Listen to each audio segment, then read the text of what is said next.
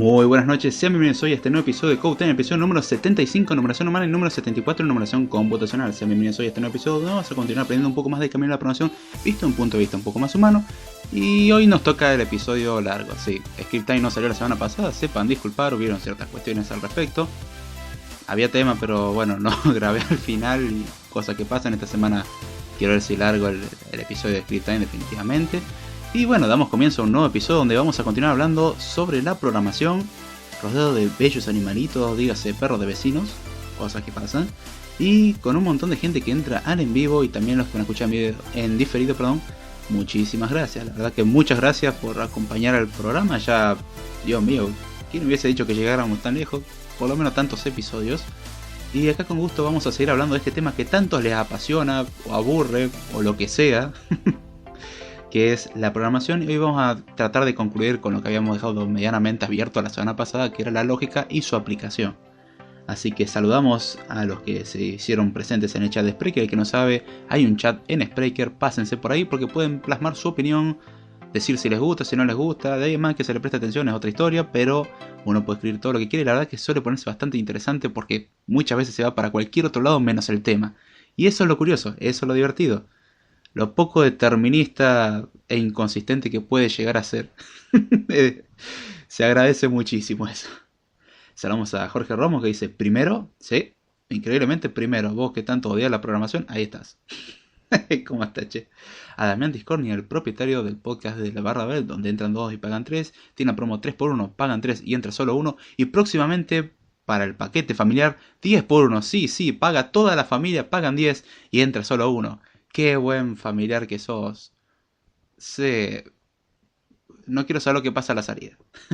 Saludamos a Jesús Martínez Mendoza. Dice tercero. Sí, sos el tercero, por lo menos que escribió en el chat. Sí.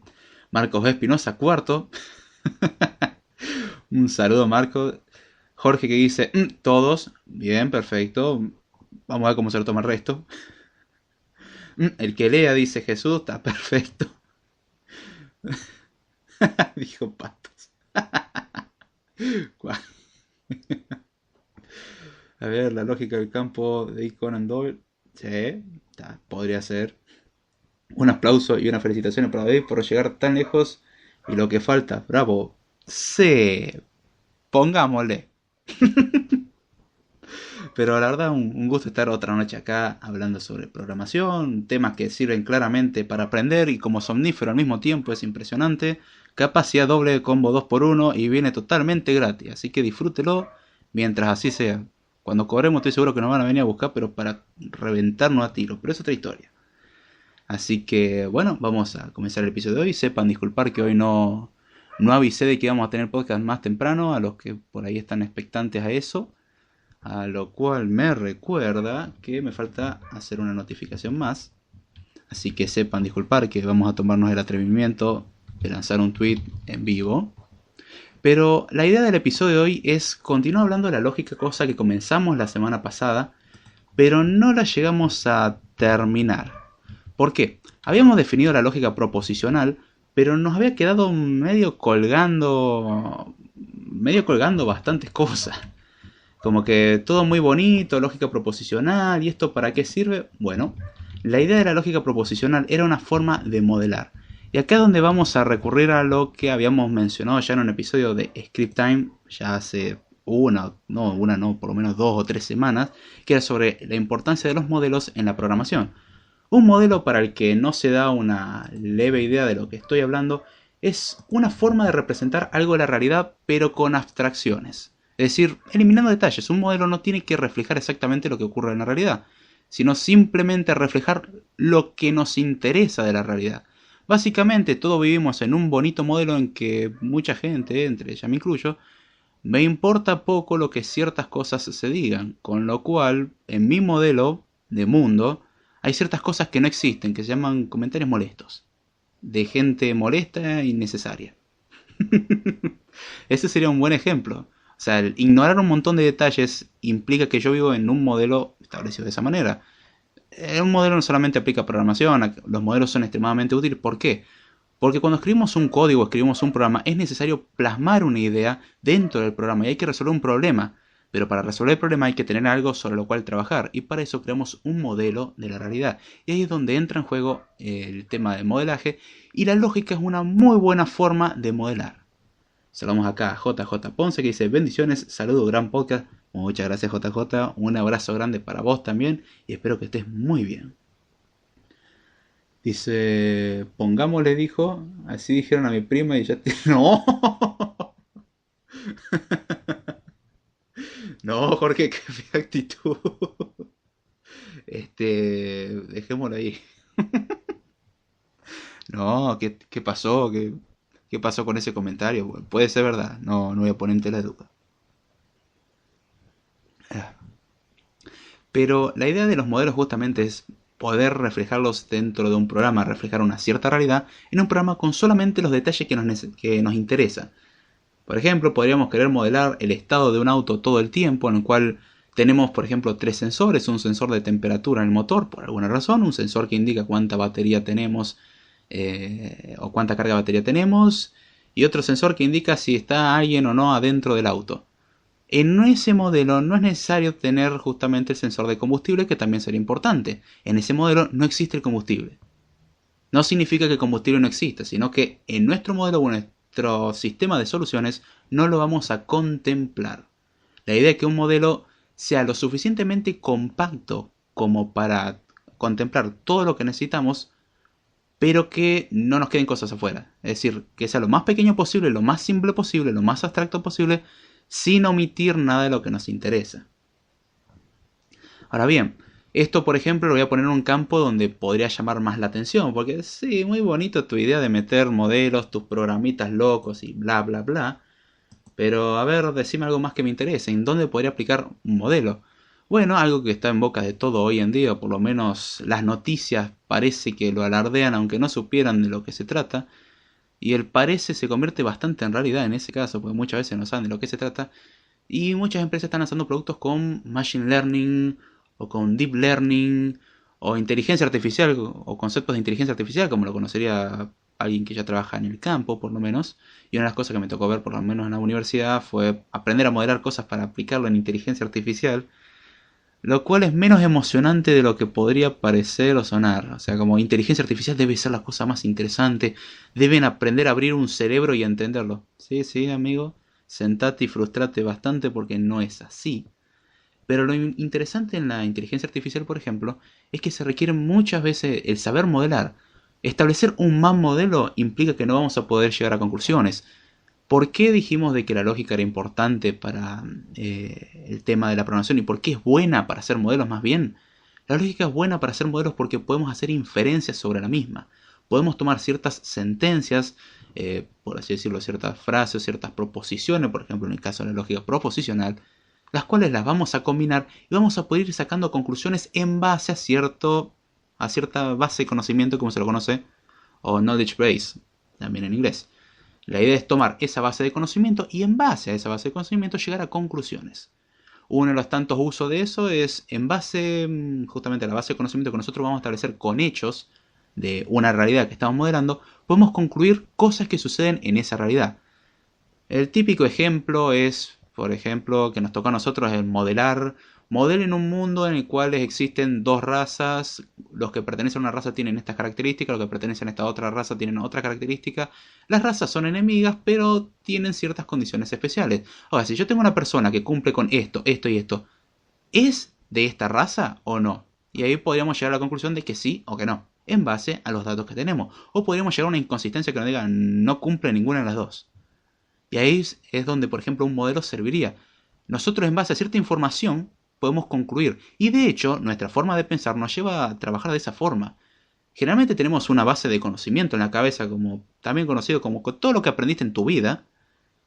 Y en base a toda esa base de conocimiento, sabes que hay cosas que tenés y no tenés que hacer y cómo realizar cosas. Si alguien dice, vamos a abrir una puerta, uno no se la pasa pensando todo el día en cómo abrir una puerta. Simplemente es algo que lo tenemos interiorizado, buscamos en nuestra base de conocimiento, bien, muy bien, abrimos la puerta. Ahora, abramos la puerta al revés. Implica que vamos a utilizar lo que ya sabemos, pero lo vamos a invertir. No tenemos que aprender nada nuevo. Y podemos aplicarlo. Justamente utilizamos muchas veces esta forma de trabajar sin darnos cuenta. De hecho, casi siempre lo hacemos sin dar cuenta. En el caso de la programación es un poquitito más interesante porque hay que hacerlo conscientemente. Acá dice Jesús Martínez Mendoza, tengo una duda, ¿por qué a veces las ondas de audio de Spreaker se ven amarillas y a veces se ven gris? Desde que soy miembro del chat me causa esa duda, uso Google Chrome. Cuando está en amarillo es porque le estás reproduciendo, cuando están en gris es porque no está reproduciendo. Generalmente, por lo menos, suele ser así. Cuando vos estás escuchando y lo pausás, por ejemplo, va a ver que las ondas se te convierten en grises. Si lo dejas, si está reproduciendo, son amarillas. Si hay una interrupción en la transmisión, también puede que genere eso, pero ese es el reflejo general. Espero haber respondido a tu pregunta. ¿Ven? Esto es lo que me gusta, son preguntas que no tienen que ver con el tema, pero aún así aportan. Y no lo digo con sarcasmo. A ver, bien, me había quedado en explicar que era importante para modelar y que lo utilizamos, por ejemplo, esa manera de pensar en nuestra vida cotidiana. En el episodio anterior habíamos visto algo muy curioso, que era la lógica proposicional, que suele ser la primera lógica que se le enseña a alguien que estudia programación. Y digo, generalmente... A ver, justo eso iba a decir. No sé cuál de todas las cosas, Jorge, aclara.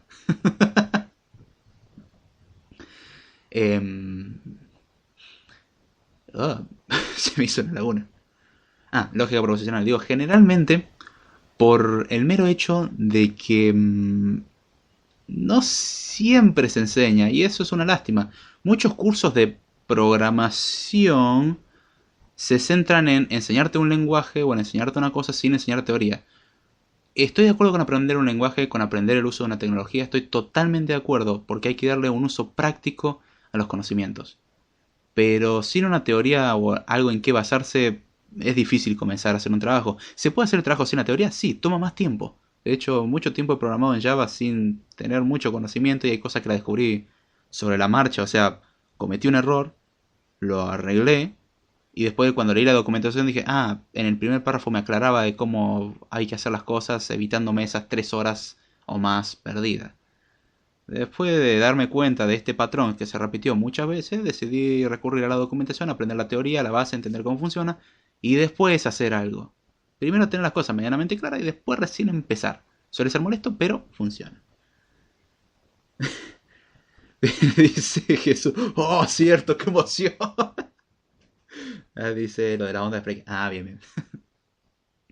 Pero eso lo lindo, ya te digo, del en vivo. Esas cosas locas que tiene Spraker. No mala en este caso. Ahora bien, volviendo al tema, recomiendo que al que no haya aprendido lógica proposicional se enfoque un poquitito en eso. Acá dice Marcos Espinosa, programación es 80% pensar y planear un 20% teclear código. Exactamente. Esa es una muy buena proporción. Lamentablemente generalmente se quiere uno, me siento, voy a hacer la aplicación que revoluciona el mundo, creo un nuevo proyecto y empiezo a escribir código y lo refactoreo de nuevo y lo vuelvo a hacer y veo que está todo mal, entonces borro todo el proyecto, vuelvo a empezar una nueva iteración. Bien, tenemos esta cosa que tiene 27 errores y 283 warnings. Arreglo 2 errorcitos y bueno, ahora tenemos 283 errores y 10 warnings nomás. Bien, por lo menos tenemos menos warnings, los errores se fueron, pero al carajo. Y la idea es justamente modelar bien o tener bien en claro qué es lo que se va a hacer, cómo se quiere hacer. Una vez que se tiene todo planificado, de ahí les recomiendo hasta esa pieza arcaica que cuentan nuestros ancestros que utilizaban una vez llamado papel y lápiz. Se recomienda, papel y lápiz, aunque hoy utilicen tabletas y qué sé yo, está todo bien. Pero un papel y un lápiz son herramientas extremadamente poderosas, dependiendo de manos de quien estén. Aunque no sepan dibujar y su letra sea un asco, sea mi caso, por ejemplo, vale hacer un garabatito del pensar, a ver, yo quiero hacer esto, vamos a contemplar los casos. Con la práctica uno va agilizando mucho esto y llega a un punto que hay cosas que las tiene ya prácticamente interiorizadas. Pero la idea es justamente, mientras no tenemos esa práctica y aunque la tengamos, muchas veces un garabatito suele aclarar demasiado, bueno, planificar todo. Modelarlo en base a un formalismo, mejor todavía. Primero lo modelamos y después escribimos el código, aún mejor. Pero si no, por lo menos tengamos un papel al lado, un papel, un lápiz, un papel, una virome, lo que tengan. Dibujen y les digo que en serio ayuda mucho. Yo no No puedo concebir estar al lado de la computadora sin un papel al lado por las dudas. Siempre sale, ay, ¿qué pasa si hago esto? ¿Hacer el dibujito? Ah, da esto, bien, vamos a hacerlo. Sirve también para diagramar su interfaz gráfica, para hacer lo que se les cante. Se recomienda, sé que muchos tienen como una alergia a esos materiales, pero funciona. Dice 20% teclear código, 30% planeación, 50% luchando porque no salte por la ventana para que el código no compila. Whatever that means. Sí, también. De hecho, eso es para hacer un programa hablando de anécdotas y hay mucho. Hay mucho. Aunque uno no tenga mucha experiencia, hay mucha anécdota que uno puede sacar al respecto. Pero es anecdótico ese sentimiento de tendencia suicida. Razón por la cual hacer un modelo y planear las cosas primero suele ser importante. Después, bueno, contener esa tendencia suicida y experimentar la fase de paz y felicidad profunda, también conocido como compiló y funciona, o compiló por lo menos. El que funcione después lo vemos, y si compiló y funciona, bueno, hagamos una fiesta impresionante porque ese pequeño trozo de nuestra vida, esa pequeña porción, es algo que podemos llamar felicidad. Sí, contar las otras 7 8 horas que uno estuvo casi llorando y al borde de la muerte, esos 15 segundos son felicidad pura. Es muy bonito. Ahora bien, vuelvo a recalcar, la idea es que se aprenda lógica proposicional y es una lógica bastante simple de aprender. Su base son proposiciones, es decir, hechos.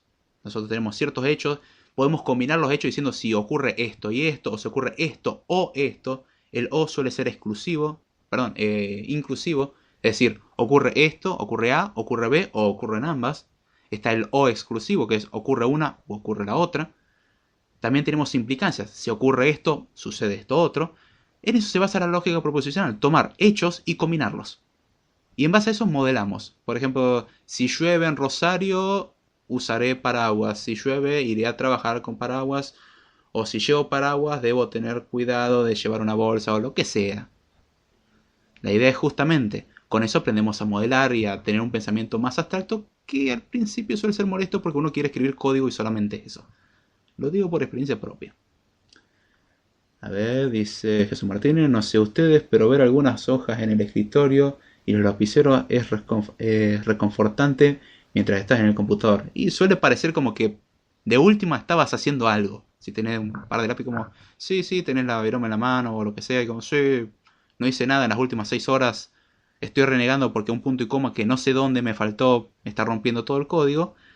Eh, pero tengo un lápiz y tengo un papel. Y hay varias cosas garabateadas tratando de entender qué fue lo que hice mal. Y mínimamente parece que estás haciendo algo.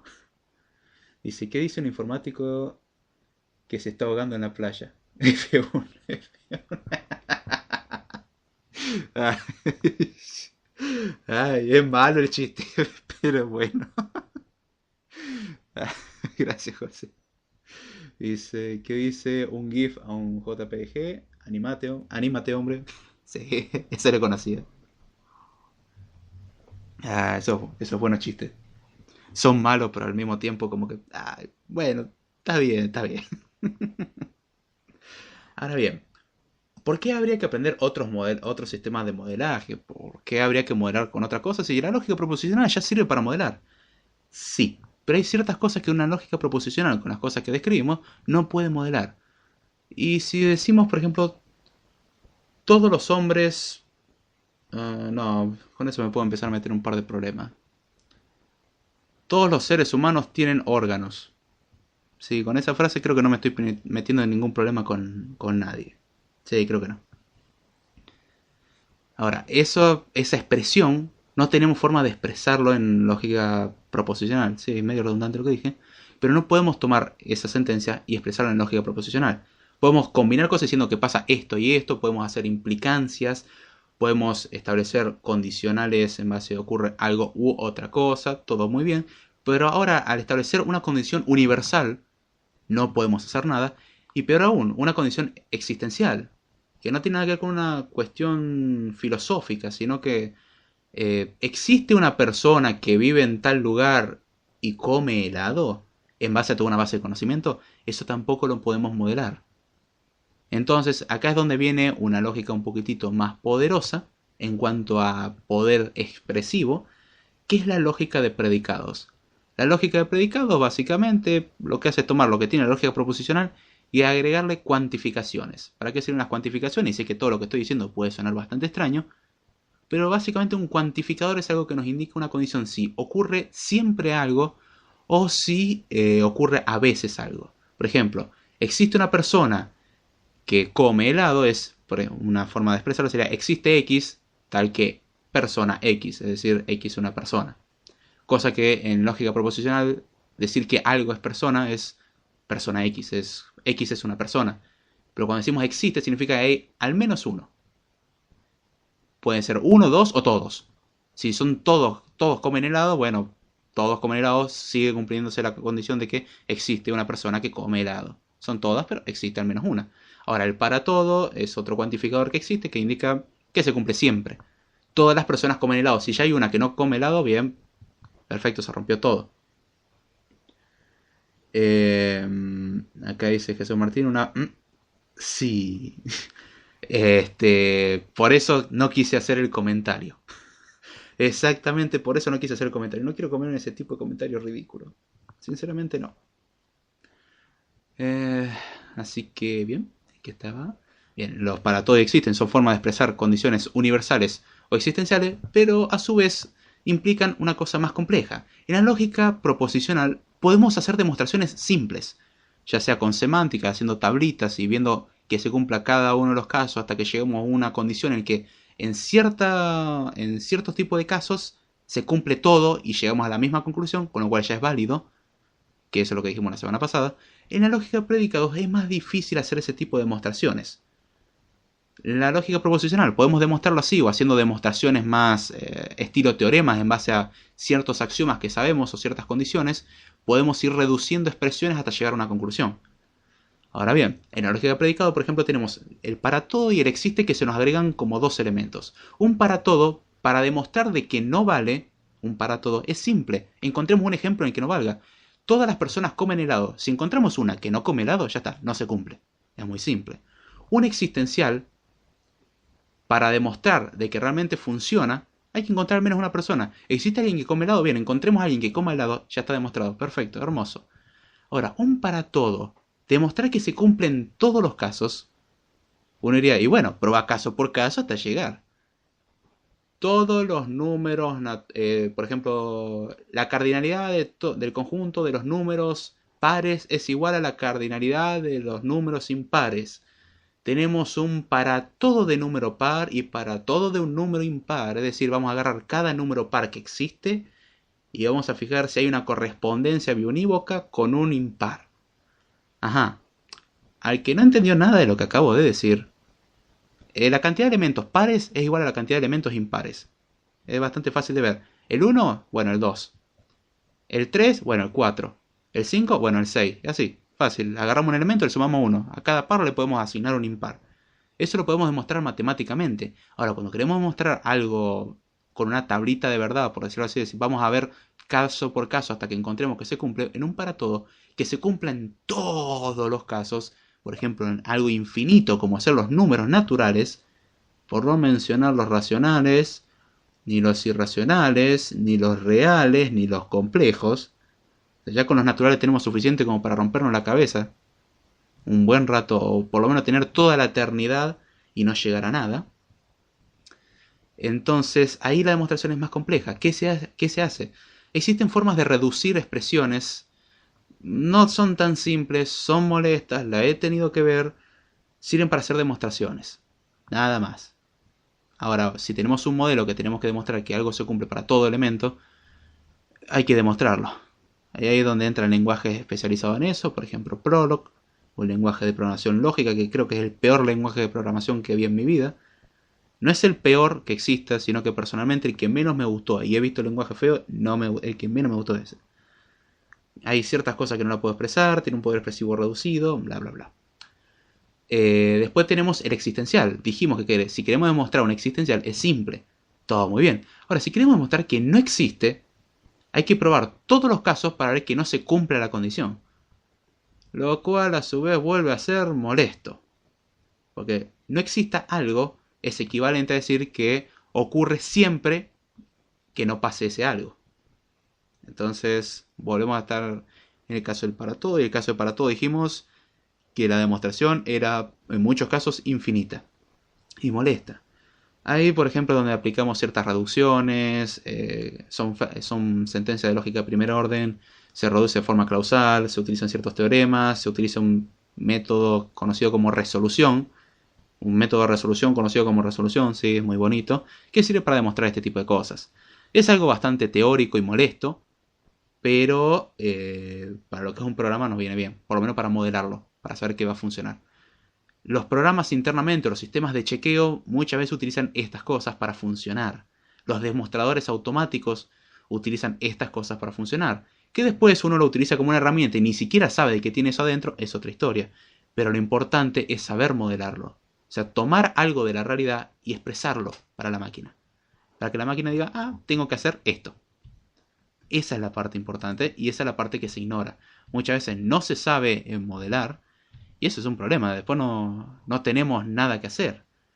¿Existen solamente estos dos tipos lógicos, proposicional y predicado? Lamentablemente para muchos, no. Existen lógicas temporales, modales, entre ellas la lógica temporal, que sirve para hacer modelos a través del tiempo, si siempre se va a cumplir ciertas condiciones. Una forma de pensar medio rara. La idea es como ir generando un montón de caminos, los caminos de posibilidades. Y si tenemos, por ejemplo, podemos tomar dos decisiones, una decisión de sí o no, se hace una bifurcación. Y así básicamente los caminos son no eternos, son infinitos. Es decir, siempre vamos a encontrar un caso en que podemos volver al principio y vamos a generar nuevamente los caminos. Y así se genera un ciclo, lo cual implica algo infinito. ¿Esas cosas para qué sirven? Bueno, la idea de un modelo y poder razonar y hacer inferencias sobre el modelo es que nos brindan ciertas ventajas. Un caso que ocurrió, que eso ya lo relaté en el episodio anterior, fue una falla que hubo en una cierta generación de procesadores Intel, los cuales tiene un pequeño defectito al operar con números en punto flotante. Algo muy bonito, un procesador tiene que hacer cuentas entre otras cosas, su misión base, y fallaba en eso. Sí, es hermoso. Y el problema con eso es que, bueno, ya vendimos muchos procesadores, hay que solucionar esta gran metedura de pata. ¿Cómo podemos corregir o evitar de que sucedan este tipo de cosas? Para evitar este tipo de problemas, lo que empezaron a hacer las empresas, aunque digan, utilizan mi herramienta y desarrollen aplicaciones, existen cosas internas mucho más avanzadas. De hecho, Xcode, que es lo que uso yo, por ejemplo, para desarrollar aplicaciones para iOS y enseñar a hacer aplicaciones en iOS dentro de Mac, viene con un montón de cosas. El compilador hace un montón de optimizaciones que Apple no se la guarda como secretito. Muchos piensan, no, Apple no te dice nada. Apple te da un leve vestigio de cómo funciona eso. Si ves todas las presentaciones que te tiene disponible en la página de desarrollador y te dice, ¿cómo hemos mejorado el rendimiento del compilador? Y te muestra secciones de código que estaría compilando. Y dice, bueno, cuando está leyendo esto, en realidad puede inferir de que ocurren estas cosas, transforma tu expresión original ineficiente en algo mucho más eficiente y lo compila. Con lo cual, tu programa ineficiente puede funcionar mejor, porque el compilador mejora un poquitito eso. Hace un preprocesamiento, lo cual implica tiempo de procesador, razón por la cual muchas veces para compilar puede ser algo pesado. Justamente las optimizaciones vienen bien porque mejoran mucho el rendimiento del resultado final, pero el proceso de optimización toma tiempo. No, yo quiero que compile enseguida. ¿Qué estás queriendo compilar? No, pesa 800 megas. No, señor, va a tomar un rato. Un buen rato. Pero no, yo quiero que sea rápido. Bueno, felicitaciones, váyase de acá. De hecho, hemos tenido la oportunidad de que Google haya ido a la universidad y nos contaban su sistema de control de versiones. Es la mejor excusa para decir no trabajo porque está compilando. El sistema básicamente es un sistema complejo que maneja todas las dependencias, porque dependen de un montón de librerías, y como las librerías a su vez otras personas en ese momento las están actualizando, y esas librerías dependen de otras librerías que a su vez se están actualizando en ese momento, el sistema automatizado lo que hace es toma el código que quiero que compiles, hace toda la recopilación, todo el trabajo, recompila, bla bla bla, te manda el resultado, y recién ahí podés probarlo. Esa tarea puede tomarte tranquilamente una ida a la cafetería, ir a buscarte un café, volver, tomártelo y ahí está. Si sos medianamente rápido tomando el cafecito, va a estar bastante rápido. Podría ser de 5 a 15 minutos esperando a que compile tu bendito programa. Razón por la cual la compilación es algo que se hace solamente cuando es necesario. Porque si no, me la paso todo el día compilando. Y si tu jefe ve que te la pasas todo el día compilando y no tienes ningún progreso, porque te la estás pasando todo el día compilando, no te va a ir muy bien. Google tiene ese sistema de manejo de dependencia extremadamente complejo. Y ahí es donde está la parte interesante. Vemos que ellos aplican todas estas cosas en su interior. No se lo dicen. La idea es que un programador es el que se tiene que romper la cabeza para que venga una persona con medianas facultades mentales, con buenas facultades mentales, o con un maní de cerebro, y puede utilizar el programa. Generalmente se lo conoce como prueba de tontos, y vos te tenés que romper la cabeza para que eso sea prueba de tontos. Porque vos le decís poner un número del 1 al 10 y solamente pueden poner 17. Dije del 1 al 10, no, 17. Bueno. Dice, cuando hay que compilar, ¿qué parte del equipo se usa decir cuando hay que hacer un render de una imagen? Se utiliza la tarjeta de video y el procesador en mayor parte. Pero por ejemplo, cuando Xcode está compilando, ¿qué parte trabaja más? El procesador. En su mayoría el procesador. Requiere todos los archivos, pero generalmente los archivos están cargados de memoria. Así que el procesador es lo que más se esfuerza. Cuanto mejor sea la velocidad del procesador, mejor la velocidad de almacenamiento también, porque Xcode cuando recompila muchas veces la aplicación que está generando la vuelve a hacer dependiendo del cambio que estemos haciendo, con lo cual hay que guardar esa cosa que está en memoria en disco, lo cual puede tomar un poquitito. Juntamos todo, la lentitud por la memoria, la lentitud por el almacenamiento, y al fin y al cabo se pierde bastante tiempo por eso, pero en general el procesador es lo que más se usa. Ahora, si pasa por optimizaciones, y los compiladores muchas veces hacen optimizaciones, de hecho los compiladores suelen tomar un montón de argumentos que uno no los ve. Uno le da a compilar y funciona, pero el compilador tiene el argumento que indica, bueno, este tipo de expresiones, cambiarlas para este tipo, como estamos desarrollando para este dispositivo, no hagas esta optimización porque no es necesaria, y un montón de datos que le pasamos al compilador. El compilador toma decisiones en base a eso, y muchas veces el código, y no lo digo en broma, Apple lo explica en varias presentaciones, toma el código y dice, bueno, como sabemos que se va a hacer cierta cantidad de veces, el bucle for lo convierte en esto, y esto lo convierte en otra cosa, y vos ves el código original y el código resultante, y vos decís, pero no es tan parecido que digamos. Y una vez que tenemos ese código que no es tan parecido que digamos, recién lo compila. Porque sabe que ese código va a funcionar más rápido, va a ser más óptimo que esa porquería que vos escribiste. No estoy haciendo referencia a vos, Jesús, sino que generalmente uno no es lo más eficiente. E internamente la máquina puede tomar decisiones que dicen, bueno, sabemos que esto no se va a ejecutar nunca, no lo vamos a poner. También eso sirve para empequeñecer los archivos. Si compilamos todo, hay pedazos de código que no los vamos a ejecutar nunca. Y hay muchas veces el compilador dice, mira, todas estas funciones, todos estos archivos, estos videos, nunca se les hace mención, nunca se los va a usar. Y si nunca se los va a usar, ¿para qué lo vamos a agregar? Bueno, eso no lo incluimos en el producto final. Los comentarios lo mismo, muchas veces, ¿para qué quiero comentarios si el programa tiene que funcionar? Los comentarios fuera.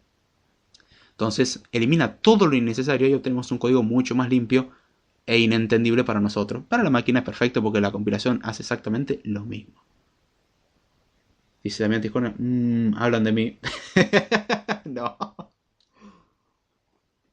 Creo que vos tenés en mínima consideración el factor usuario.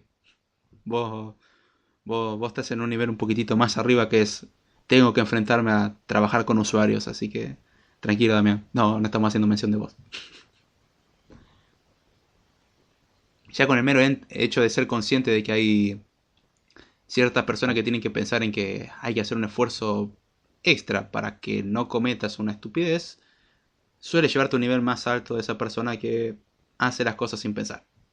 No significa que seas una mejor persona ni nada de eso, sino que simplemente lo pensaste un poco mejor o tenés consideraciones. De ahí a tu empatía es otra historia. Pero esa es la idea de la lógica. Se utiliza mucho en esos aspectos. Es bastante importante el uso. Los modelos, por ejemplo, se pueden utilizar para comprobar si un procesador funcionaría o no. Y eso es lo que empezó a hacer Intel después de un cierto tiempo. Empezó a incorporar un chequeo mediante modelos. Modelan, le pasan el plano del procesador, modelan qué es lo que el procesador tendría que hacer matemáticamente. Es decir, el procesador siempre que le demos tareas tiene que comportarse dentro de este rango de resultados. Comprobar si esto funciona. Bueno, tomando el circuito y aplicándolo y lo convertimos en un modelo, hacemos las demostraciones que sean necesarias, que toman su buen tiempo y su buen tiempo de procesamiento también, O sea, buen tiempo en realizarse y eso significa procesador, pero a full. Y una vez que tenemos el resultado, bien, el procesador pasó el modelo, es decir, el procesador se conforma al modelo, hace lo que debería de hacer, no hace nada más ni nada de menos. Con lo cual, ahí podemos aprobarlo.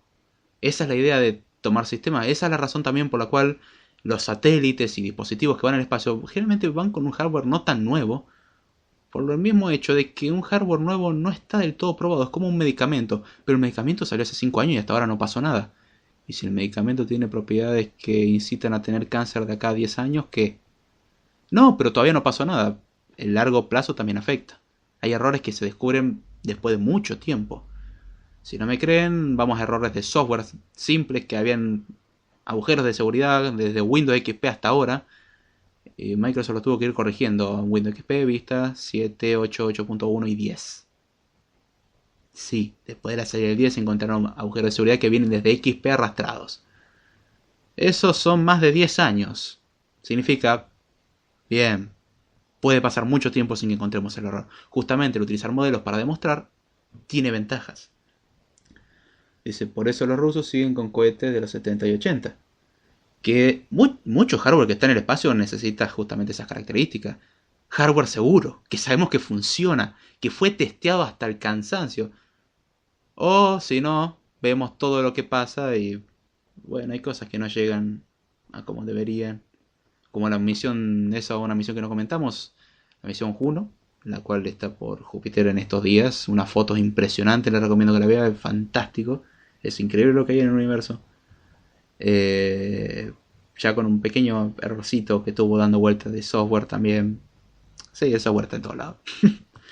Pero justamente el modelar es donde viene la importancia. ¿Existen otras lógicas más avanzadas todavía de lo que dijimos? Sí. Hay una lógica que se intentó utilizar para demostrar la matemática década del 30, llamada lambda cálculo. El lambda cálculo es una disciplina hermosa, en alguna forma de ver medio rara y retorcida, desarrollado por Alonzo Church en la década de 1930, para ser más preciso. La idea era demostrar la matemática en base a la lógica. Como la lógica la sabemos demostrar, si podemos convertir toda la matemática a la lógica, significa que podemos demostrar todo lo que querramos en matemática. Si algo vale en matemática, simplemente lo convertimos a la lógica y listo. Como la lógica la podemos demostrar, perfecto. Bueno, resulta que no. No funcionaba. La matemática más poderosa que la lógica. Aún así teníamos un sistema de modelaje llamado lambda cálculo, muy conocido por ahí, y se lo mencionó antes en la parte de programación funcional. De hecho, la programación funcional toma como base el lambda cálculo. Y la idea del lambda cálculo es combinar 3 únicos operadores. Es decir, tenemos 3 posibilidades nomás. Combinar esas 3 posibilidades y eso es todo lo que puede hacer. Pero combinándolo tiene el mismo poder expresivo y de cálculo que cualquier computadora con cualquier programa en el mundo. Es decir, es equivalente a una máquina de Turing, y una máquina de Turing expresa básicamente todo lo que hace una computadora. La máquina de Turing es algo que muchos no conocen, no tiene nada que ver con la máquina Enigma. La máquina de Turing, por justamente Alan Turing, es una máquina abstracta la cual representa todo lo que puede hacer una máquina o una PC. Ya tiene su tiempo. Todavía no se puede inventar la máquina de Turing por ciertas limitaciones físicas llamadas todavía no podemos inventar una cinta infinita. El día que alguien invente la cinta infinita vamos a poder construir una máquina de Turing. Aunque creo que alguien se va a ganar el Nobel por inventar algo infinito. Es más importante creo que haber inventado ese algo infinito en vez de hacer la máquina de Turing real. Dice, yo vi lambda cálculo, no, la lambda cálculo no. Pero lambda cálculo se utilizó para eso y después se dieron cuenta que no servía para la matemática, pero a su vez se dieron cuenta de que sí, sirve para hacer todo lo que hace una computadora, años atrás. Y como son equivalentes, con eso demostramos que con programación funcional podemos hacer exactamente lo mismo que la imperativa. Y de hecho, utilizando 3 operadores simples, podemos expresar todo. Y los operadores no tienen suma, ni resta, ni multiplicación, ni división, ni unos, ni números, ni lógica, ni nada. No tienen nada como un 1 más 1, no tienen suma, no tienen... tienen un concepto de función, tienen un concepto de composición y un concepto de entidad única. Con esas 3 cosas, o de entidad mejor dicho. Con esas 3 cosas definimos todo. Me ha tocado tener que definir eso y le digo, ya, no se te ocurre ni ahí, pero está bueno. Como no se me hubiese ocurrido nunca hacerlo de esta manera, es poco intuitivo. pero hace exactamente, o sea, si queremos hacer un programa de computadora lo podemos hacer con eso. Y es bastante interesante, la verdad que brinda una apertura de cabeza importante. No solamente con los golpes contra la pared y la mesa, sino también por el aprendizaje. Pero bueno, con esto cerramos el episodio de hoy. Espero que les haya gustado, que se haya entendido. Espero que le haya sido menos. Muchos creo que ya se habrán ido a dormir. Es, ya les digo, un excelente podcast para acompañar antes de ir a dormir. Lo ponen ahí bajito, con los auriculares, y se despiertan al día siguiente descansados como nunca. Pero aún así se les agradece por haber estado presentes, a los que están en vivo y en diferido, a los que escuchan el podcast en vivo o en diferido, ya sea por Spreaker o por YouTube o la plataforma por la cual nos estén escuchando. Así que muchas gracias a Damián Discornia, a Jesús Martínez, a JJ Ponce, a Jorge Romo, a Marcos B. Espinosa y a mí no. Hoy dentro de todo poquito en el chat, pero la verdad se agradece bastante el que hayan estado acá. Si gran poca vez yo sigo aquí despierto o sonámbulo, no sabemos. Eso se está por descubrir. La verdad que muchas gracias. Si me quieren seguir, pueden hacerlo por alguna razón, Pueden hacerlo vía Twitter en @dijordana, vía correo electrónico davidjordana0@gmail.com. Los lunes a las 11 de la noche, hora argentina como ahora, hacemos el podcast de Code Time. Tratamos de hacer un episodio de Script Time en la semana. Sepan disculpar que se me haya pasado. Sepan disculpar de que no mandé la notificación temprano hoy de que íbamos a hacer podcast. Últimamente anduve medio ajetreado y ahora ando más apretado que nunca. Terminé las clases, pero me aparecieron un montón de cosas por hacer. Peor que antes. Prefiero volver a las clases, sinceramente. Pero puede que en 2 o 3 semanas tengamos una sorpresita. Así que vamos a ver si sucede o no. También he de mandar un saludo, en este caso a mi madre. Hoy es el cumpleaños, razón por la cual no he estado muy presente hoy en particular. Ella en particular no va a escuchar el podcast por diversas razones. Una de ellas es que no creo que le interese la programación. Y número 2, bueno, lamentablemente no escucha. Así que, bueno, no puede escuchar podcast. Aún así, le mando un saludo grande y pido disculpas por no haber avisado antes. Dice, ¿vas a hacer papá? No, no, todavía no, che, tranquilo. No, che, todavía no, ya me confundieron con otras cosas. No, no es eso. Está bien, escribo para bandageek.com, así que si usted quiere cumplir su sueño, también puede escribir o aportar al proyecto de bandageek.com. Puede escribir nota, la verdad que no es muy complicado. Comuníquese conmigo, Damián Tiscornes, Cepillín Morrison, en el chat de la zona, donde quiera, nosotros lo vamos a atender. No significa agarrarlo a golpes ni nada por el estilo. También pase por bandageek.com, acá donde subimos las notas sobre Code Time y un montón de noticias de tecnología. Últimamente yo bastante poco presente, pero bueno. Ya está subido el episodio de la calculadora binaria en Swift 3 y pasado mañana, el miércoles, se publica otra. Así que con esto me despido y será hasta la próxima.